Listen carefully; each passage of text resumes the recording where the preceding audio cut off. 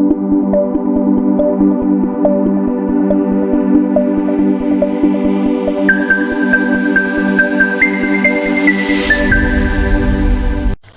Students, pharmaceutical organic chemistry 3 जिसका subject code है BP401T जो कि बेस्ड है AKTU B pharma second year semester 4 के सिलेबस पर, इसका 27th लेक्चर्स मैं आप लोगों के लिए लेकर आया हूं। इसके पहले के जो लेक्चर्स हैं उसमें लेक्चर 1 से 20 तक आप लोगों ने स्टीरियो आइसोमेरिज्म, जियोमेट्रिकल आइसोमेरिज्म और कन्फर्मेशनल आइसोमेरिज्म के बारे में जाना। और यूनिट 3 में हम लोग स्टडी कर रहे हैं हेट्रोसाइक्लिक कंपाउंड के बारे में, जिसमें हम लोग अब तक nomenclature, classification, synthesis and reaction of pyrrole, medicinal use of pyrrole and it's derivative, synthesis and reaction of furan and medicinal use of furan and it's derivative की बात कर चुके हैं, जिनके लिंक डिस्क्रिप्शन बॉक्स में दिए गए, जहाँ पर जाकर के आप लोग इन्हें रिवाइज कर सकते हैं। तो आज हम स्टार्ट करेंगे synthesis and reactions of thiophene की। Thiophene is a heterocyclic aromatic organic compound of 5 member ring with the formula C4H4S। जो थायोफीन है इसका फार्मूला है C4H4S और ये 5 मेंबर रिंग कंपाउंड है जो हेट्रोसाइक्लिक एरोमेटिक कंपाउंड कहलाता है। It contain 2 pi bonds and 1 lone pair of oxygen in their ring and has a sp2 hybridization। इसकी 2 और 3 पोजीशन पर और 4 और 5 पोजीशन पर एक डबल बॉन्ड है। सल्फर के ऊपर एक लोन पेयर है जो sp2 हाइब्रिडाइजेशन में पार्टिसिपेट करता है। It is an aromatic compound due to presence of 6 delocalized electron in its ring, और हकल रूल के हिसाब से इसका n=1 निकल के आता है। एंड प्लेनर स्ट्रक्चर्स, तो इसके जो 2 इलेक्ट्रॉन्स हैं सल्फर के वो पार्टिसिपेट करते हैं इसके रिंग डीलोकलाइजेशंस में, जैसा कि यहाँ पे एरो से दिखाया गया है। और साथ में एक सेकंड लोन पे इलेक्ट्रॉन भी होता है जो रिंग के डीलोकलाइजेशन में पार्टिसिपेट नहीं करता है। It is a colourless liquid and Fairlie soluble in water. ये एक लिक्विड है जो वाटर में आसानी से घुल जाता है। इसके बॉइलिंग पॉइंट की बात करें तो 84 डिग्री सेल्सियस है। तो थायोफीन का स्ट्रक्चर्स पायरोल और फ्यूरॉन्स का एनालॉगस है। सिंथेसिस की अगर बात की जाए तो थायोफीन अकर्स इन कोल तार एंड सील ऑयल। ये कोल तार में और सेल ऑयल में पाया जाता है। इसका जो बॉइलिंग पॉइंट है 84 डिग्री सेल्सियस है और साथ में बेंजीन का भी बॉइलिंग पॉइंट अप्रॉक्स 80.4 होता है। इसलिए कोल तार से थायोफीन और बेंजीन को एक साथ सेपरेट नहीं किया जा सकता बाय डिस्टिलेशन मेथड से, इसको हम लोग सेपरेट नहीं कर सकते। This mixture is shaked with mercuric acetate and then distil. तो इसके लिए सबसे पहले क्या करते हैं, सेपरेशन के लिए मिक्सचर्स को मर्क्यूरिक एसीटेट के साथ में रिएक्शन कराते हैं, जिससे मर्क्यूरेट बन जाता है। सल्फर HgOH से रिएक्शन करके मर्क्यूरेट बना लेता है और फिर इसको हम लोग सेपरेट कर लेते हैं। इसको सेपरेट करने के बाद HCl के साथ में डिस्टिल करने पर ACOH और HgCl2 निकल जाता है और हमें प्योर थायोफीन मिल जाता है। और जो बेंजीन होती है HgOH से आसानी से रिएक्शन नहीं करती, इसलिए वो सोल्यूशन में ही रह जाता है। Thiophene may be prepared by the following method from acetylene and hydrogen sulphide by passing over heated alumina at 100 degree Celsius पर। तो अदर मेथड है, अगर हम लोग एसिटाइलिन को हीट करें हाइड्रोजन सल्फाइड के साथ में, तो ये इलेक्ट्रोपेरिसाइक्लिक रिएक्शन के थ्रू आपस में साइक्लाइज होकर के क्या करता है, थायोफीन बना लेता है। सबसे पहले सल्फर अटैक करता है एसिटाइलिन पे, सल्फर जुड़ जाता है और दूसरे साइड पे एसिटाइलिन के ऊपर एक एनॉयन जनरेट होता है और सल्फर के ऊपर प्लस चार्ज। नेक्स्ट स्टेप में हाइड्रोजन की शिफ्टिंग होती है। हाइड्रोजन अपना इलेक्ट्रॉन सल्फर को दे करके एनॉयन के पास शिफ्ट हो जाता है, तो बन जाता है।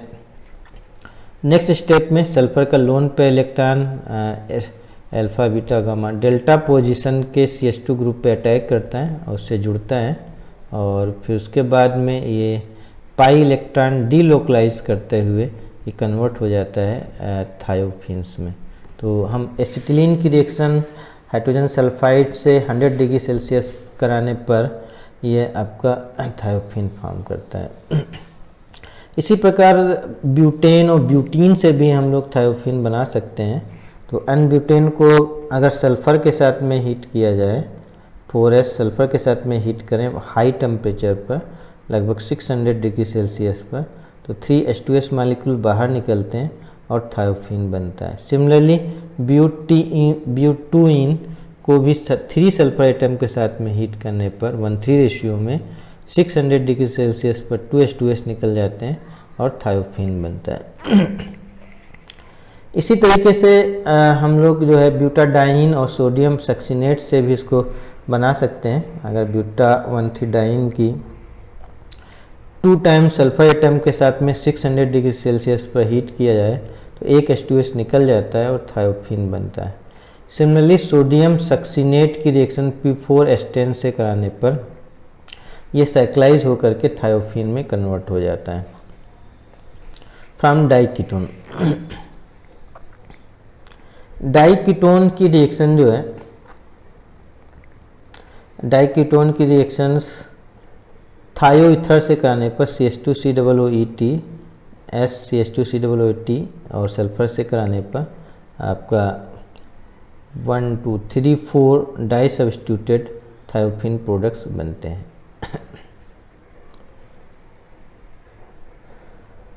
थायोफीन के नॉमेनक्लेचर्स की अगर बात की जाए तो अगर थायोफीन्स के 1 पोजीशन पे ये कहीं से जुड़ा होता है तो फिनाइल की तरह इसको 2-थाइनाइल कहा जाता है। इसी प्रकार CH2 थायोनिल रिंग से जुड़ा हो तो इसको बेंजाइल की तरह 2-थेनिल, और CO के साथ में जुड़ा हो तो 2-थियोनिल के साथ में सब्स्टिट्यूट किया जाता है। रिजोनेंस स्ट्रक्चर ऑफ थायोफीन की अगर बात करें तो sulphur is less electronegative than oxygen और nitrogen and can also use इस 3d ऑर्बिटल। तो इसकी जो स्पेशल प्रॉपर्टी है कि सल्फर जो है लेस इलेक्ट्रोनेगेटिव है ऑक्सीजन और नाइट्रोजन से, मगर ये d ऑर्बिटल यूटिलाइज करता है।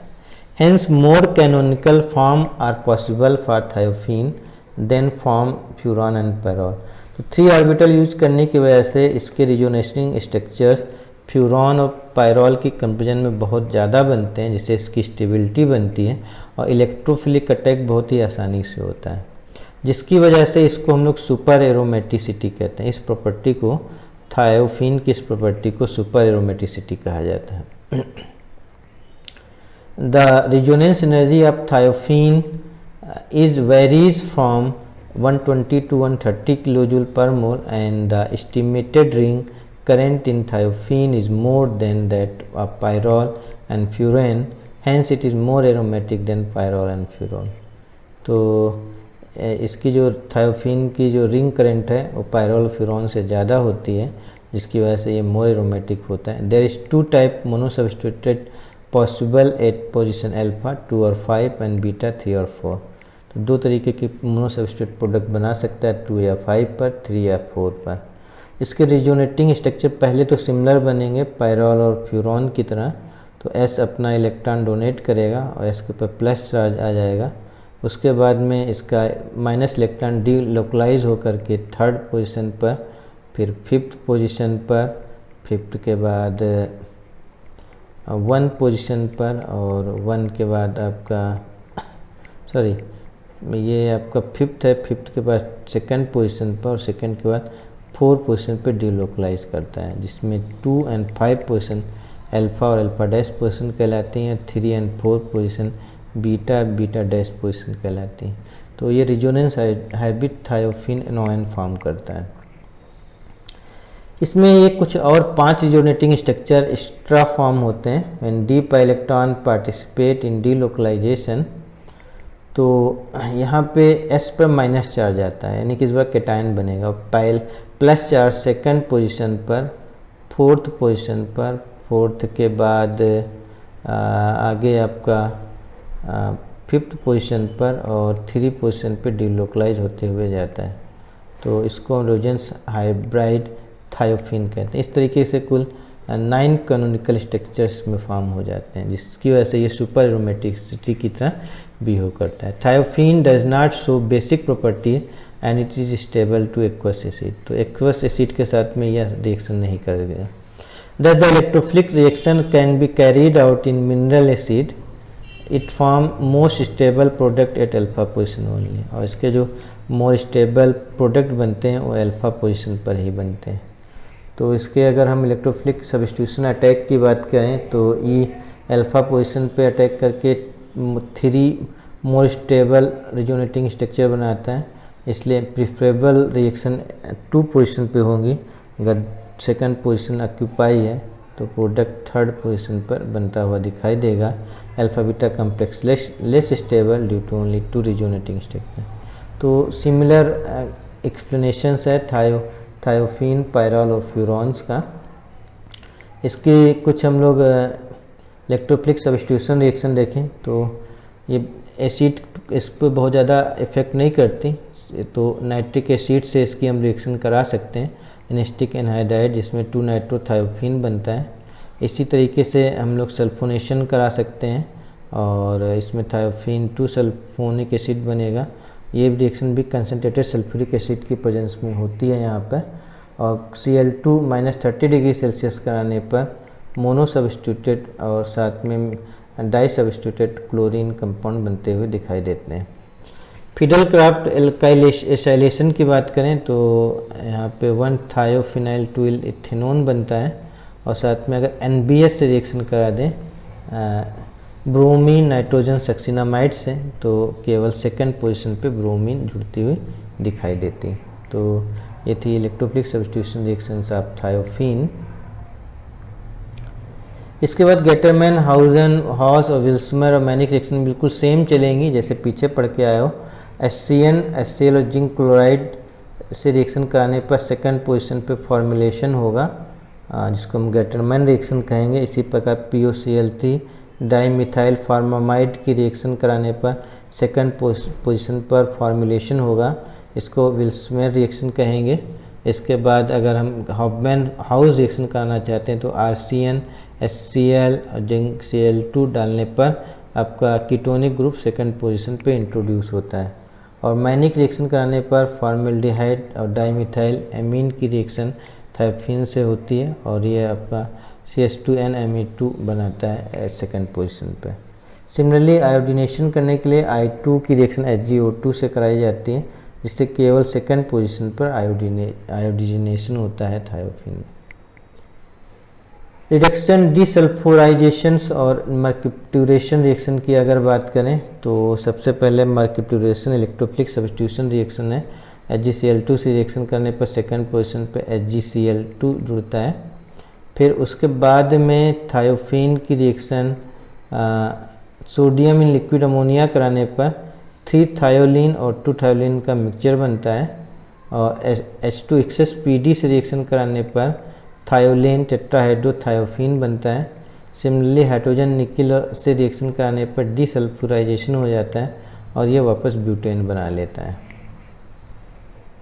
तो ये था लेक्चर 27। मिलते हैं नेक्स्ट लेक्चर्स में 28 में, जहाँ पे हम लोग बात करें medicinal use of thiophene and it's derivative. अगर अभी तक आप लोगों ने चैनल को सब्सक्राइब नहीं किया तो चैनल को सब्सक्राइब कर लें, लाइक करें और शेयर करें।